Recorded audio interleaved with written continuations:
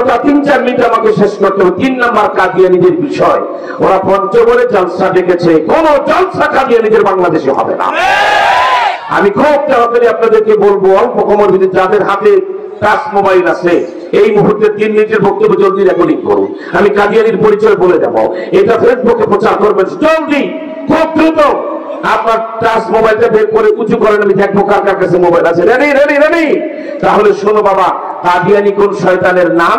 এখন থেকে প্রায় 150 বছর পূর্বে অবিভক্ত ভারতে পাঞ্জাব রাজ্যে গুরুদাসপুর জেলায় কাদিয়ান নামক গ্রামে বাবার নাম গোলাম মুর্তজা, মায়ের নাম চেরা খিবি, এই বেদির পেটে জন্ম নেয় শতাব্দীর কুখ্যাত ফেরাউন, নাম রাখা হয় তার গোলাম আহমদ কাদিয়ানী। এই বেয়াদব এখন থেকে 100 বছর পূর্বে উর্দুতে একটা বই লেখে, বইটার নাম কি? এক গলতিকা ইজানা, পৃষ্ঠা নাম্বার 10।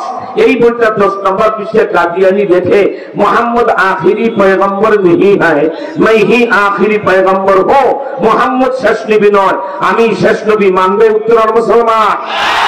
গলা ফাটায় জবাব দেবেন কিন্তু। ওই একই বইয়ের পরের পৃষ্ঠায় বেয়াদব লেখে, বইটির নাম আবার বলছি, এক গলতিকা ইজানা, পৃষ্ঠা দাও, এক গলতিকা ইজানা, পৃষ্ঠা নাম্বার 11।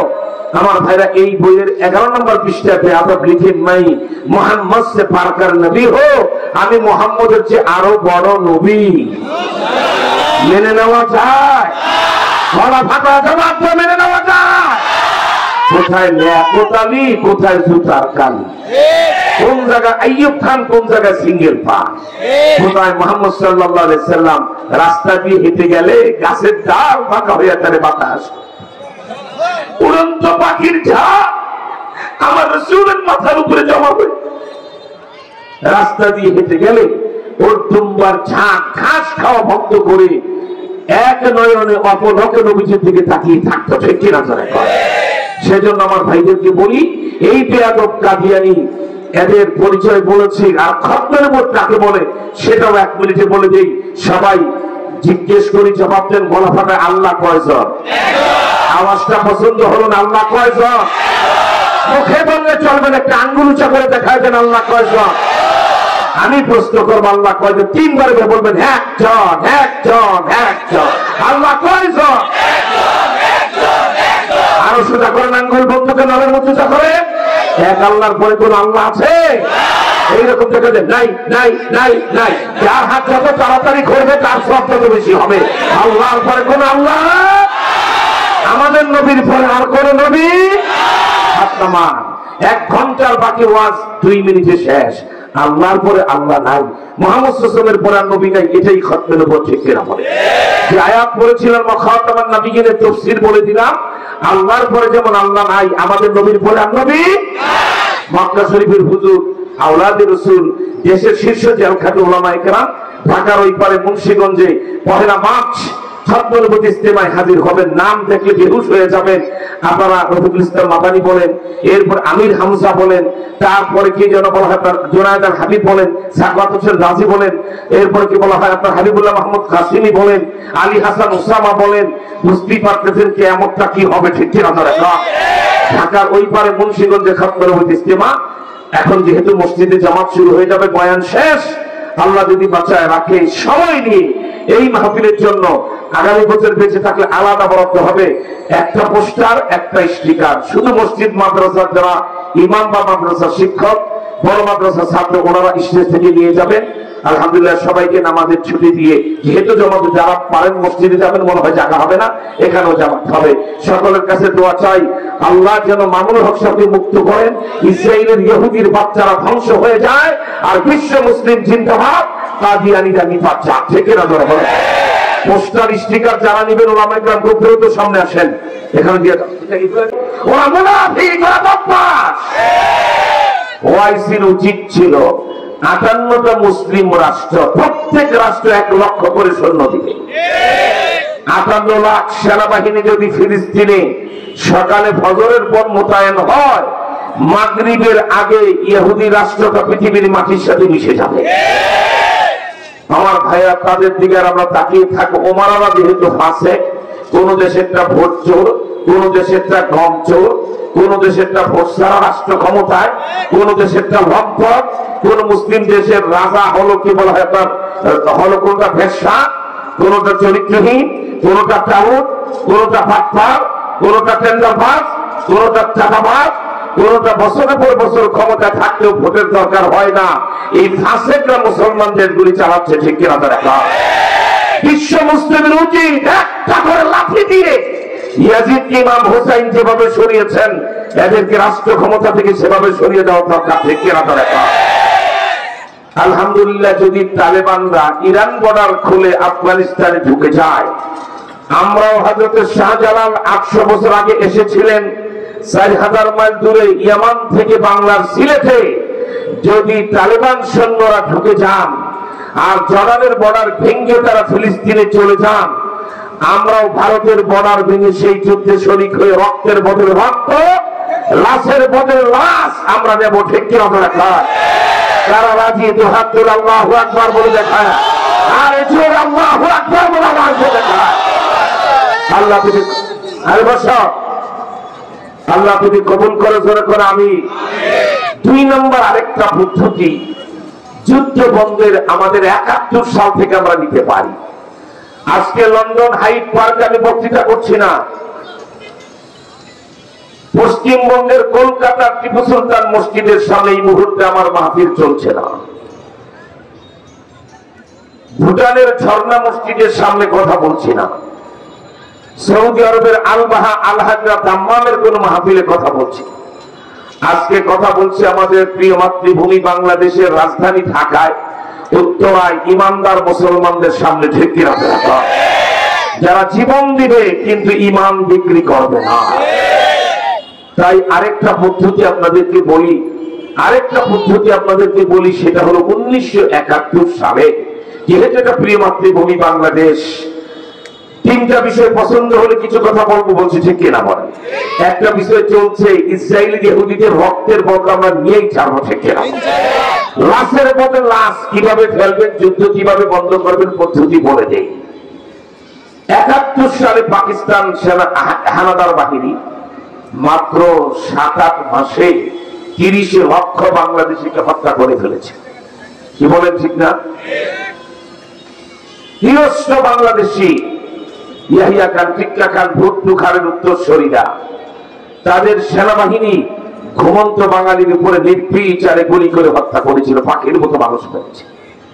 পৃথিবীর ইতিহাসে not only Bangladesh, all countries of the world, মাত্র 6-7 মাসে 30 লাখ মানুষ, নিজের স্বজাতি, নিজের দেশের নাগরিক, তখন পাকিস্তান, এটাও পাকিস্তান ছিল, ঠিক কিনা? এভাবে হত্যা করে পৃথিবীতে নজির নাই।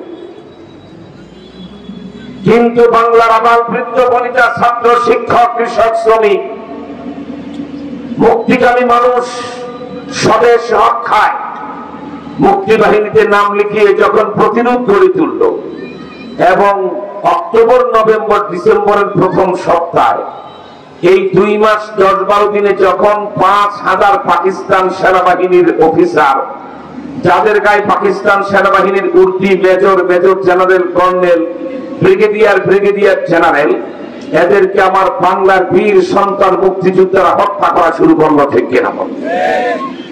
5000 যখন পাকিস্তান সেনাবাহিনী মুক্তিযোদ্ধাদের হাতে নিহত হলো, 1971 সালের 16 ডিসেম্বর আমার লাল সবুজের পতাকার সামনে মাথা নিচু করে ওই পাকিস্তান হানাদার বাহিনী আত্মসমর্পণ করে যুদ্ধ বন্ধ করে বাংলাদেশি হত্যা বন্ধ করতে বাধ্য হয়েছিল, ঠিক কিনা?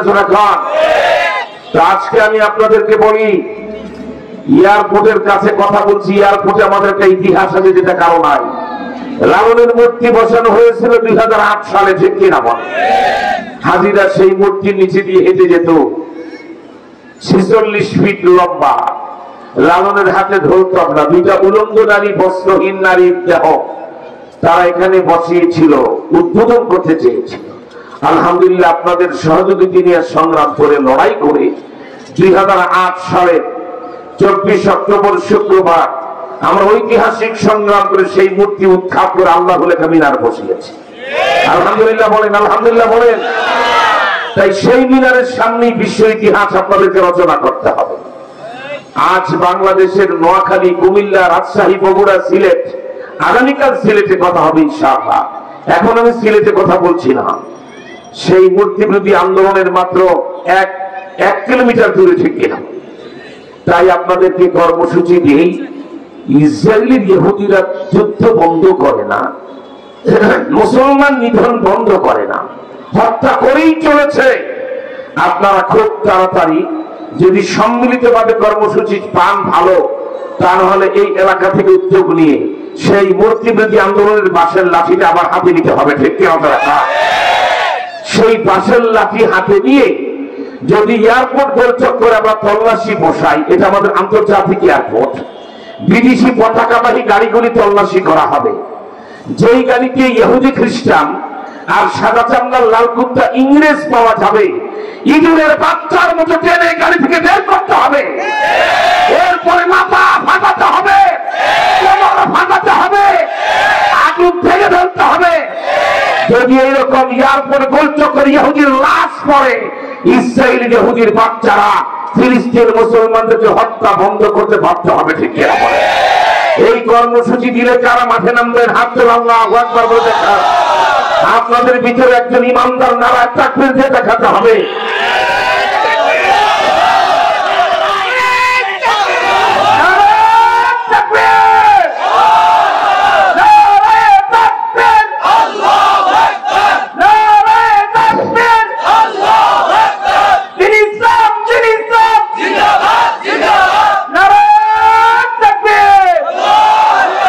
বিশ্ব মুসলিম অস্ত্র ধরো, ইসরায়েল খতম করো, বিশ্ব মুসলিম অস্ত্র ধরো। বাংলাদেশের কোন পুলিশ বিজিবি আপনাকে বাধা দিতে আসবে না, কারণ পুলিশ বিজিবি সেনাবাহিনীর অন্তরে আগুন জ্বলতেছে, ঠিক কিনা? বলে যে অকাতরে মুসলমান হত্যা করা হচ্ছে, ঠিক না? অতএব লাশের বদলে যখন লাশ পড়ে, রক্তের বদলে যখন রক্ত নেওয়া হয়, তখনই শত্রুপক্ষ রক্ত ঝরানো বন্ধ করে, ঠিক কিনা? ফর্মুলা মনে রাখতে হবে, মুনাফিক মার্কা সৌদি বাদশার ছেলে আর 58টা মুসলিম রাষ্ট্রের রাষ্ট্রপ্রধান যারা মুনাফিক বদামুলি, এগুলার দিকে তাকায় থাকা আর আমাদের যাবে না, ঠিক কিনা? আলহামদুলিল্লাহ, সুসংবাদ হাদিস শরীফে আছে, মুসলমানদের সাথে ইহুদিদের বিশ্বযুদ্ধ হবে, যেটা লেগে গেছে। সেই যুদ্ধে মুসলিমরা ঐক্যবদ্ধ হয়ে যখন তাদের আক্রমণ করবে, ওরা রণাঙ্গন ছেড়ে পালাবে। পালাবে কোথায়? ধুধু আরব ভূমি, মোটা মোটা গাছের আড়ালে লুকাবে। ইমানদার লোকেরা ভালো করে খেয়াল করে, মোটা মোটা গাছের আড়ালে লুকাবে ইহুদি সৈন্যরা। আল্লাহ পাক গাছের জবান খুলে দিবেন, সুবহানাল্লাহ। গাছ থেকে বলবে, হে মুসলিম, আমার পিছনে এক ইহুদি লুকিয়ে আছে, খুদহু ওয়াকতুলহু, ওরে ধরো আর জবাই করো। বৃক্ষ যখন এই সহযোগিতা মুসলিম জাতিকে করবে, ইমানদারের মতো জবাব দেন, আমরা জিতবো না ইহুদিরা জিতবে? গলা ফাটায় বলেন, আমরা জিতবো না ইহুদিরা জিতবে? বলেন, আমরা জিতবো ইনশাআল্লাহ। ইনশাআল্লাহ জোরে কর, আল্লাহ তুমি কবুল করো, জোরে কর আমিন। একটা বিষয় পছন্দ হলো, যদি এয়ারপোর্ট গোলচক্কর আমরা বিদেশি গাড়ি তল্লাশির কর্মসূচি নিয়ে মাঠে নামি, ইহুদি খ্রিস্টান নিধন চলবে, সেদিন আপনাদেরকে পাওয়া যাবে তো ইনশাআল্লাহ? একটা করে বাঁশের লাঠি এখনই নিজে নিজের জায়গায় প্রস্তুত রাখবে, ডাক দেওয়া মাত্রই বাঁশের লাঠি নিয়ে এয়ারপোর্ট গোলচক্কর রাখবে। তারপরে ইহুদির বাচ্চাদেরকে আমরা দেখাবো কত ধানে কত চাউল, ঠিক কিনা? দেখো, যত সময় ইসরায়েলের ইহুদিরা গাজা আর ফিলিস্তিনের মুসলমান হত্যা বন্ধ না করবে, তত সময় এয়ারপোর্ট গোলচক্করে তল্লাশি আর খোয়াই চলবে, ঠিক কিনা? দেখো, ইনশাআল্লাহ ধরে কর। পছন্দ হয়েছে ইসরায়েলের ইহুদিদের বিরুদ্ধে আপনারা ঐক্যমত হয়েছেন, যে একমত হবে না ওটা মুনাফিক, ওটা বদমাইশ। ওই মুনাফিকের বাচ্চাদেরকে আমরা ওরাই ট্রান্সজেন্ডারের সদস্য, ঠিক কিনা? যারা বাংলাদেশে শারীরিক বিবর্তন ঘটিয়ে ছেলেকে মেয়ে, মেয়েকে ছেলে বানাতে চায়, ওই লম্পটের গোষ্ঠীরা কেবল ইসরায়েলের পক্ষ নিতে পারে, ঠিক কিনা? আর বাংলাদেশে আরেকটা ইসলামপন্থী গ্রুপ, তাদেরকে তওবার ডাক দিচ্ছে আহলে হাদিস, তাদের কথাবার্তা ইসরায়েলের ইহুদিদের পক্ষে যাচ্ছে, ঠিক কিনা? দেখো, ভালো হয়ে যান, তারা আহলে হাদিসের একটা আস্তানাও কিন্তু রাখবো না। ভালো হয়ে যান, ছাড়বো না কাউকে। কাদিয়ানী আস্তানা আর আহলে হাদিসের আস্তানা, এই আহলে খবিসের আস্তানা একসাথে বাংলা হবে। জাতের মুসলমান কথায় কথায় বুখারী বুখারী বলেন, আপনাদের বক্তব্য ইসরায়েলি ইহুদিদের পক্ষে কেন যায়? আপনাদের বক্তব্য কেন ইহুদিদের পক্ষে যায়? গলায় বাঁধা জিভটা বের করে জাতি তার জবাব দেবে, ঠিক কিনা ধরে খায়। এখন আপনাদেরকে আমরা কাফের বেঈমান বলবো না, অমুসলিম বলবো না, কিন্তু ভালো হয়ে যান, চরিত্রটা বদলা। ইহুদিদের বিরুদ্ধে আজকে পৃথিবীর মানবতাবাদী হিন্দু বলেন, বৌদ্ধ বলেন, খ্রিস্টান বলেন, মানবতাবাদী সমস্ত মানুষ কথা বলছে তাদের বিরুদ্ধে, ইসরায়েল ফিলিস্তিনের মুসলমানের পক্ষে। আর বাংলাদেশের আহলে হাদিস নাম কি? আগামাতা সপ্তাহে কালো মা বাবা নাম রাখে লাল মিয়া, আগামাতা সপ্তাহে বাজে নাম রাখে আহলে হাদিস। ওদের বাপ দাদা 14 গোষ্ঠী একটা হাদিসের কিতাব লেখে নাই। বুখারী ওদের বাপ দাদা লেখা না। কথায় কথা বুখারী বুখারী বুখারী বুখারী হাদিস, বুখারী বুখারী কি তোমার বাপ? বুখারীকে জানো? আব্দুল্লাহ ইবনে মুবারকের ছাত্র। আর আব্দুল্লাহ ইবনে মুবারক ইমামে আযম আবু হানিফার ছাত্র। অতএব আবু হানিফা তোর বাবার বাবা। কি বলে ঠিক না? এই ব্যাপারে আজকে কথা বলবো না, শুধু বলবো আপনাদের ঈমান আকীদার ব্যাপার পরে কথা হবে, কিন্তু ইসরায়েলি ইহুদিদের পক্ষে যদি আরেকটা কথা যায়, এই ঢাকা শহরে একটা আহলে হাদিসের আস্তান আমরা রাখবো না, ঠিক কিনা বলে? লাঠিটা মজবুত ভাবে বানায় ফেলেন সবাই, ইনশাআল্লাহ বলে। এটা পছন্দ হয়েছে, আপনারা ইসরায়েলের ইহুদিদের বিরুদ্ধে ডাক দিলে মূর্তিবাদী আন্দোলনের মতো লড়বেন, ইনশাআল্লাহ বলেন, ইনশাআল্লাহ বলে। আমার ভাইরা, তুই এই বিষয়টাই বলি, আমরা তো ঘোষক বলেছে আপনাদেরকে নিয়ামতুল্লাহ আমিন সাহেব, আমরা বাংলাদেশে গাইডলাইন দিলাম। প্রথম আপনাদের দোয়া, আমার হাতে কিচ্ছু নেই, সব আল্লাহর দান। এয়ারপোর্ট খরচ করে মূর্তি যদি এসে উদ্ধার করতে না পারতাম, উদ্বোধন হয়ে গেলে 30 লাখ হুজুর বাইটা বর্তমানে খাওয়াইলে এই মূর্তি কোনদিন সরাইতে পারতেন না। এখন মূর্তির নাম গন্ধ নাই। এলিভেটেড স্পেসমেন্ট কাজ শেষ হবে, লোকাল এমপি মেয়র তাদেরকে নিয়ে বসে ওই মিনারটা যেটা বসাইছিলাম আবার সুন্দর করে বসাতে বাধ্য করবো, ঠিক কিনা? এখন তারা বসাবেন কিয়ামত পর্যন্ত। এয়ারপোর্ট গোল চক্কর আল্লাহ লেখা থাকবে, আর কিছু না, ইনশাআল্লাহ। ইনশাআল্লাহ বলে। একটা পছন্দ হয়েছে, আমি অল্প সময় অনেকগুলি কথা আপনাদের সামনে আর বলতে হবে। 3টা বিষয় পছন্দ না হলে কথা বলবো না বলেছি, ঠিক কিনা? একটা বিষয় পছন্দ হয়েছে, 3 ভাগের 1 ভাগ পেলেন, আলহামদুলিল্লাহ। 2 নম্বর বিষয় আবারও বলি, আজকে তো আমি বিদেশি কোনো মাহফিলে কথা বলছি না, ঠিক না? আজকে কথা বলছি আমাদের বাংলাদেশের রাজধানী ঢাকা, মসজিদের শহর, the city of the মস্ক of the world, মসজিদের শহর। মাইকের সিস্টেম, সাউন্ড কিছু আমার পছন্দ হচ্ছে। এভাবে আবার কথা বলি না, এইভাবে কথা বলা বড় মুশকিল। মাইকওয়ালাকে বলবো কালকে আলেমদের দোয়া চাইলে এই কাছে একটা হরেন আনবেন এখানে, বা এখানে একটা কুদি দেবেন, ছোট্ট একটা হরেন, মিষ্টি আওয়াজ যেন বক্তা কানে শুনতে পায়। যিনি অভ্যস্ত হতে অন্যদিকে ঘোরাই দিবেন, ওই দূর থেকে কি ভেসে আসে আমি ভালো করে বুঝি না, সেজন্য কথা বলতে ভালো লাগে না। যাই হোক, এখন আর ঠিকঠাক করতে গেলে বহু ক্ষতি করে ফেলবে, কিছু দরকার নাই। শুধু আপনারা 2 নম্বর বিষয়টা বলছি, আজকে লন্ডনে, আমেরিকায়, সৌদি আরবে, কুয়েতে, কাতারে, ইন্ডিয়ায়, আসামের হাইলাকান্দি, কাছাড়, করিমগঞ্জে কথা বলছি না, কথা বলছি বাংলাদেশি মানুষদেরকে নিয়ে। মুনাফিক যদি না হও, এই বাংলাদেশি মনে রাখবা, মুনাফিক না হলে গলা ফাটায় জবাব দিবা, আর মুনাফিক হলে কান ধরে চোরের মতো মাহফিল থেকে পালায় চলে যাইবা।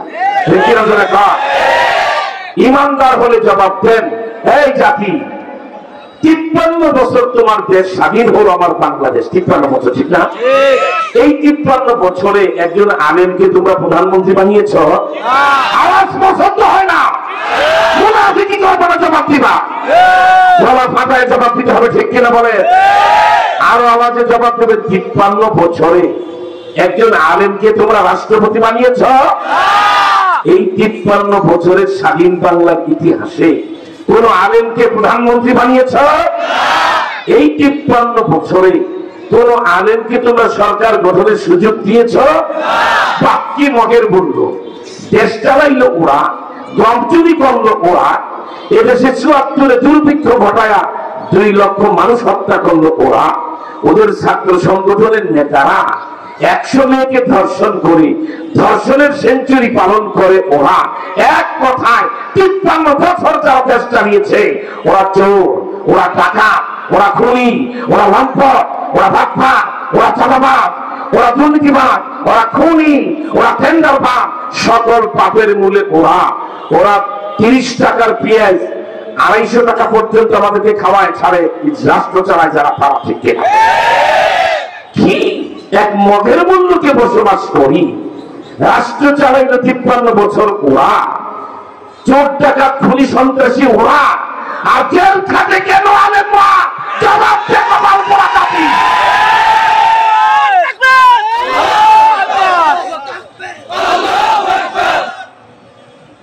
জবাব চাই। ওলামায়ে কেরাম কি চোর? তাই জবাব দেন নাকি মোহাম্মদের মতো? দেখ বলতে আমি আর শুনাই না। আমাদের মজলিসে সিংহের গর্জন দিতে হবে, ঠিক না? ওলামায়ে কেরাম চোর, ওলামায়ে কেরাম ডাকাত, ওলামায়ে কেরাম খুনি। আমার সামনে সব হারামজাদারা বসতা। যদি তোমার মা বাবার বিয়েতে কোনো আলেম না পড়াইতো, মরে গেলে কুত্তার মতো খবরে যাইতে আলেম জানাজা না পড়াইতো, মসজিদে যাইয়া মুসলমান হিসেবে এতিমের মতো দাঁড়িয়ে থাকতা, যদি একজন আলেম আজান দিয়ে আরেকজনের নামাজ না পড়াইতো। কি আশ্চর্য! তোমার আপনজন ওলামায়ে কেরাম, তোমার দুনিয়া আখিরাতের কল্যাণ চায় ওলামায়ে কেরাম। দুধ এত সাদা না, ওলামায়ে কেরাম এত সাদা চরিত্রের অধিকারী, ঠিক কিনা? সেই ওলামায়ে কেরামকে জেলখানায় রেখে তোমরা বহাল তবিয়তে হেঁটে চলেছ মদিনাওয়ালার সামনে হাসরের ময়দানে জবাব দেওয়া যাবে না। আমার মাহে রমজানে ওলামায়ে কেরামকে গ্রেফতার করা হয়েছিল, ঠিক কিনা? ইমানদার থাকলে দেশে আফেন্দি সাহেব 8 টাকার তারাবি হয়েছে, আর 12 রাকাত পড়া যাবে না, টিভি বসে যায় পড়তে হবে। তোর পাপের দেশ, তারাবির নামাজ শেষ করা যাবে না। এটা যারা করেছে ওদের গলায় পাড়াতে একদিনের জবাব আদায় করতে হবে, ঠিক কিনা? এই জবাব দেওয়া না কেন, ঠিক না? সাখাওয়াত হোসেন রাজি বাংলাদেশের একজন পণ্ডিত আলেম, ঠিক কিনা? ইফতারের 1.5-2 মিনিট বাকি। মার্চ মাসে কত গরমের দিনে রোজা, একজন রোজাদারের ইফতারের প্রতি কতটা মন আকৃষ্ট হয়, ঠিক না? 2 মিনিট বাকি, ইফতার করা যাবে না, চলেন আমাদের সাথে। ইফতারের প্লেট থেকে আলেম ধরে নিয়ে গেল, তারাবির নামাজ থেকে আলেম বের করে নিয়ে যায়। সেহরি আধা ঘন্টা আগে আমাকে গ্রেফতার করে নিয়ে যাওয়া হলো। নিরপরাধ ওলামায়ে কেরাম ওসি, 3 ওসি, 2 জন সার্কেল এসপি, 30 জন পুলিশ গাড়ির বহর নিয়ে সেহরি খাওয়ার আধা ঘন্টা আগে মুন্সিগঞ্জ সদর, মুন্সিগঞ্জ শহরের 9 নম্বর ওয়ার্ডে, যেখানে খতমুল মার্কাজ মসজিদ মাদ্রাসা আমার বাসভবন, থানার ওসি ঢুকেই নিজের ইউনিফর্মটা এইভাবে ধরে বলছে, হুজুর এই পোশাকটা গায়ে রাখতে মন চায় না। হেফাজতের হরতালের দিন আপনি যে উপকার করলেন, এই মুন্সিগঞ্জ শহরে হরনম খুলে দিলেন, পুলিশকে বসতে দিলেন রোদের মধ্যে যেন কষ্ট না পায়, ভিআইপি বাথরুম খুলে দিলেন যেন আমরা হাইকমোড ব্যবহার করতে পারি। দুপুরবেলা সরকারের পুলিশকে আপনার পকেটের টাকা 600 টাকা দিয়ে তরমুজ খাওয়াইবে। 30 কিলোমিটার দূরে মাওয়া রোডে একটা গন্ডগোল হয়েছে, এবং সেখানে মধুপুরের বিশ্ববন্ধু জাতির মুরব্বী বৃদ্ধ মানুষ, ঠিক কিনা? 90-এর উপরে বয়স, উনি গুলিবিদ্ধ হইলেন। এর প্রতিক্রিয়া একটা গন্ডগোল হয়েছে, মামলাও হয়েছে। তো আপনি তো 30 কিলোমিটার দূরে মুন্সিগঞ্জ শহরে আমাদের পুলিশের সামনে সারাদিন আমাদেরকে সহযোগিতা করলেন, সেই মাওয়া রোডের নিমতলির 10টা মিথ্যা মামলায় আপনাকে গ্রেফতার করতে হবে? এই চেহারা আল্লাহকে হাসরের ময়দানে কিভাবে দেখা? পুলিশ বলেছে, আলহামদুলিল্লাহ বলে। আমার ভাইরা, এইভাবে ওলামায়ে কেরামকে গ্রেফতার করে না। যদি আমার সামনে যারা বসা, যদি ইমানদার মুসলমানের দেশে থাকতো, পরের দিন সকালবেলা রোজা মুখে বদর যুদ্ধের মতো একটা করে লাঠি নিয়ে গর্জে উঠতো 18 কোটি মুসলমান, ঠিক কিনা? মাহে রমজানে ওলামায়ে কেরাম গ্রেফতার কেন? জবাব চাই, জবাব দাও। বলেন ঠিক না? জবাব তো দিতে পারেন নাই, সুতরাং তওবা করার সময় হচ্ছে, তওবা করতে হবে, ঠিক কিনা? বলে পাশের মসজিদে আজান হচ্ছে, আমি একটু আজানের জবাবটা দিয়ে নিই, কথা শুরু হবে।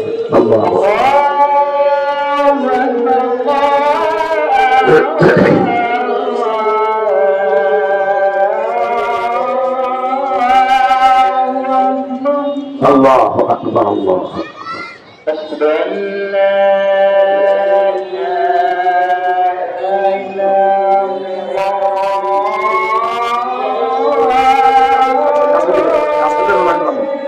أشهد أن لا إله إلا الله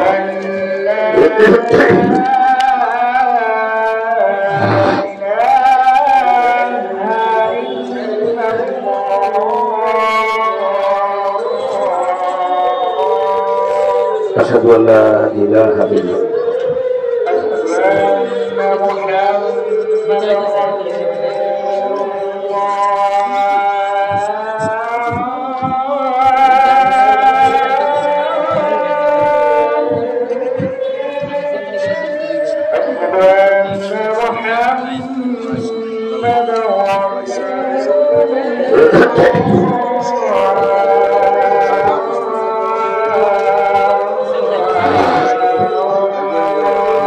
أشهد أن محمدا حي على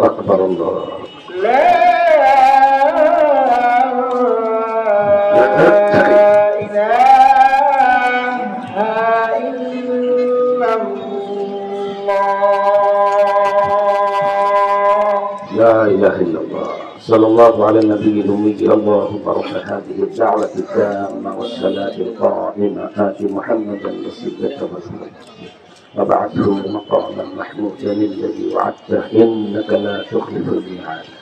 আযান যখন শেষ হবে, আযান চলা শুরু মাত্র আযানের জবাব দিবেন। জবাব তো শুনলেন, যেটা বলবেন সেটা হাইয়া আলাস সালাহ হাইয়া আলাল ফালাহ বলার সময় লা হাওলা ওয়ালা কুওয়াতা ইল্লা বিল্লাহ বলবেন। আযান শেষ হওয়া মাত্রই একবার দুরূদ শরীফ পড়বেন, সত্য দুরূদ শরীফ সাল্লাল্লাহু আলাইহি নবিয়্যিল উম্মি। এরপর আযানের দোয়াটা পড়বেন। আল্লাহ রাসূল বলেন, এটা যারা করবে তাদের জন্য আমার শাফাআত সুপারিশ অবধারিত। সুবহানাল্লাহ। মানে আযানের জবাব যারা দিবে, নামাজ পড়বে তো অবশ্যই, আর আযানের পরে দোয়াটা পড়বে। নবীজি বলেন, আমি তাদেরকে জান্নাতে নিয়ে যাব। সুবহানাল্লাহ। আলহামদুলিল্লাহ। এই যে আশ্চর্য একটা বিষয়, দেশ স্বাধীন হওয়ার পরে একজন আলিমও রাষ্ট্র ক্ষমতায় হ্যান্ডেলিং করে এক বস্তা গম চুরির সুযোগ পায় নাই, ঠিক কিনা? আর সুযোগ দিয়ে দেখতে আলেমরা চুরি করে কিনা, তাও নাই তো সুযোগ। আরো যদি মন চায় এই পেশাব পায়খানা খেতে, অনেকে বলে হুজুর একটু দোয়া করেন আল্লাহ যেন এই দেশ ইসলামী হুকুমত দেয়, এই নারী নেতৃত্ব থেকে হাসিনা খালেদা অমুক্তময়ী শাসন থেকে আমাদেরকে মুক্ত করে। আশ্চর্য কথা, আমল করবে হাসিনা খালেদা মার্কা, আর ওমরের শাসন আল্লাহ দিবে, তাই না? চরিত্র বদলাও, মাথায় টুপি লাগাও, গালে দাড়ি লাগাও, হুজুরাকে মেসওয়াক করো, খাওয়ার আগে দস্তরখান বিছাও, মিথ্যা কথা ছাড়ো, হারাম খাওয়া ছাড়ো, রাতের অন্ধকারে তাহাজ্জুদের সিজদা লম্বা লাগাও, গোটা জাতির চরিত্রটাকে হেফাজত করো, দেখবা ওমরের শাসন চলে আসছে, ঠিক কিনা? আল্লাহ তুমি কবুল করো, বলেন আমিন।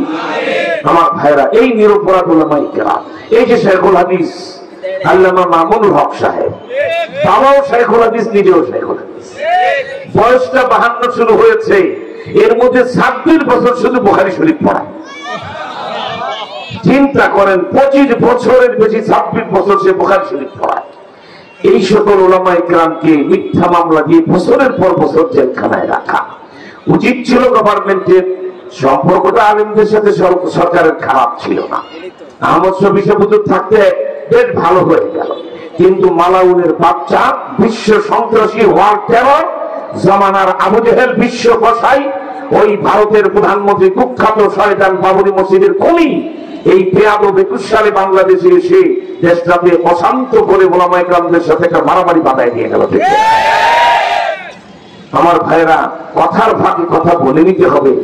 বাবরি মসজিদ আমাদের 400 বছরের ঐতিহ্যবাহী মসজিদ, এটা ভেঙেছে এই মোদির দল বিজেপি। তারা এই মসজিদটা ভেঙে টুকরা টুকরা করলো।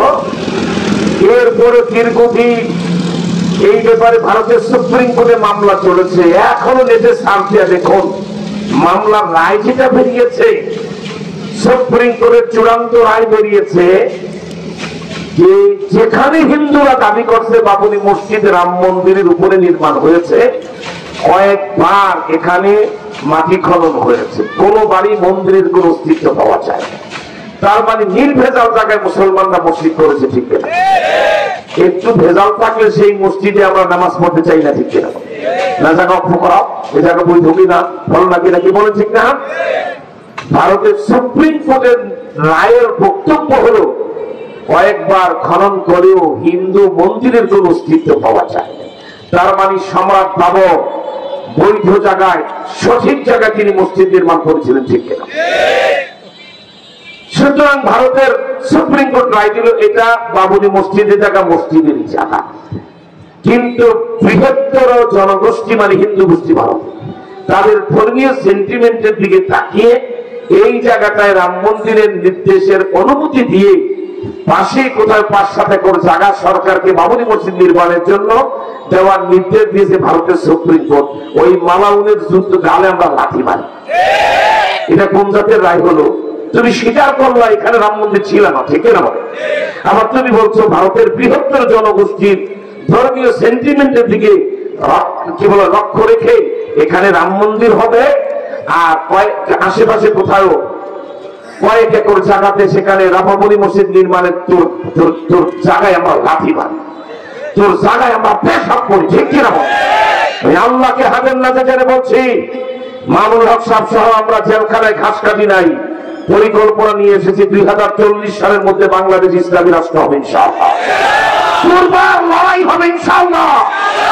বাংলার হাইকোর্ট, সুপ্রিম কোর্ট, জজ কোর্ট, আইন আদালত, স্কুল, কলেজ, ইউনিভার্সিটি, ব্যাংক, বিমা সবকিছু আল্লাহর হুকুমে চলবে। মমতাজের গানে আর সংসদ চলবে না, কোরআনের তেলাওয়াতে বাংলার সংসদ চলবে ইনশাআল্লাহ। ইনশাআল্লাহ জোরে কর। আমার ভাইরা সেই নিরপরাধ ওলামায়ে কিরামকে বছরের পর বছর জেল খাটায়া একটা মামলার একজনের বিরুদ্ধে প্রমাণ করা জানে সব মিথ্যা। আর মামলা কি? মানিব্যাগ চুরি, চেইন চুরি, গাড়িতে ইট নিক্ষেপ, তারপরে কি যেন পুলিশের কাছে বাধা দান, এগুলি কি মামলা? এগুলি পাপ পানি, ঠিক কিনা? কি বলেন, ঠিক না? আমার ভাইরা সেজন্যই তো সরকারকে আমরা আহ্বান জানিয়েছি, মামলা যেহেতু মিথ্যা, তাড়াতাড়ি ওলামায়ে কেরামকে ছেড়ে দিয়ে নিঃশর্ত ক্ষমা চান, সম্পর্ক স্বাভাবিক করেন, আপনাদের উপকার হবে। না হলে আসমানের মালিক কারো চাকরি করে না, যাকে ধরেন ঝাড়ে বংশে নির্মূল করে দেয়, বংশে বাকি দেওয়ার কাউকে রাখেন না, কি বলেন, ঠিক না? সুতরাং জানতে চাই, মামুনুল হক সাহেব ওলামায়ে কেরাম কি এভাবেই জেল খাটবে, না ব্যবস্থা নেওয়ার দরকার? হ্যাঁ, চিৎকার করে বলেন, ব্যবস্থা নেওয়ার দরকার কিনা? সব মুখ আপনাদের সামনে আজকে খুলবো না। জাতির মুরব্বী সেজে যারা মজলুম জেলখানার আলেমদের নাম নিয়ে দোয়া করতে পারে না, ওরাই হলো এ জমানার ফেরাউন। সময় মতো এরা মাদ্রাসা ছাত্রদের গজারির লাঠির শায়েস্তার সম্মুখীন হতে পারে। কি বুজুর্গ সেজেছেন, মামুনুল হক সাহেবের নামটা নিয়ে দোয়া করতে পারেন না, জেল খাটে ওলামায়ে কেরামদের নাম নিয়ে দোয়া করতে পারেন না। আপনি যে কোন জাতের আমিলুল উমারা আর কোন জাতের বড় হুজুর সময় মতো জাতিটার হিসাব নিকাশ করবে, ঠিক কিনা? কি বলেন, ঠিক না? কেউ ছাড় পাবে না, কোন মুনাফিক ছাড়বো না। আর হেফাজত ইসলামের ব্যাপারে যেহেতু বাবুনগরী হুজুর থাকতে আমাদেরকে গুরুত্বপূর্ণ মনে করে হেফাজতের দায়িত্ব দিয়েছিলেন, সেই হেফাজত এখন আমরা নাই। হেফাজতের ব্যাপারে কোনো কথা নাই, যা পারে তারা করেন। যেহেতু তারা ব্যর্থ, কারণ তারা সক্ষমর্গ নির্বাচন আগে ওলামায়ে কেরামকে বের করে ফেলতে পারতেন, ঠিক কিনা? এখন 2 নম্বর বিষয়টা আপনাদেরকে পছন্দ হয় কিনা দেখি। 10 লাখ যুবক, 10 লক্ষ মানুষ যুবক যদি কাশিমপুরে, গাজীপুরের কাশিমপুর কারাগারে সমাবেশ ডাকা হয়, মুরব্বীরা কেউ যাবে না, বাড়িতে নফল রোজা রাখবে আর থাকবে। আপনার নামাজ এখানে হবে, এখানে সামনে মসজিদে কোন একটা জামাত। খুব অল্প কথা, কয়েক মিনিটের ভিতরে আপনাদের আমি বলে ফেলি, 3-4 মিনিট আছে। আপনাদেরকে যদি বলা হয় 10 লাখ যুবক আর 10 লাখ বাঁশের লাঠি সহ কাশিমপুর কারাগার ঘেরাও করে প্রধানমন্ত্রীকে 2 ঘন্টার আলটিমেটাম, মামুনুল হকদেরকে আপনি নির্বাহী আদেশে ছেড়ে দেন, ছেড়ে দিলে দোয়া করে চলে আসবো, না ছেড়ে দিলে 10 লাখ বাঁশের লাঠি একসাথে কারাগারে আঘাত করবে, ঠিক কিনা? এই কর্মসূচি দিলে কারা জামের হাত তোর আল্লাহু আকবার বলে দেখা, আর জোর আল্লাহু আকবার বলে আওয়াজ করে দেখা, হাত নামা।